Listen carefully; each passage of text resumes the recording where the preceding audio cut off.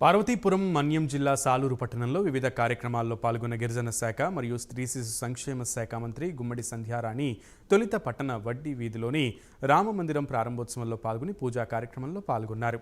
అనంతరం Saluru APS RTC డిపోలో మొక్కలు నాటే కార్యక్రమంలో పాల్గొని కొత్తగా విశాఖపట్నం సాలూరు వెళ్లే ఎక్స్ప్రెస్ సర్వీస్ బస్సును ప్రారంభించారు. ఈ కార్యక్రమంలో మంత్రితో పాటు టీడీపీ నాయకులు, కార్యకర్తలు, అభిమానులు, ఆర్టీసీ సిబ్బంది తదితరులు పాల్గొన్నారు.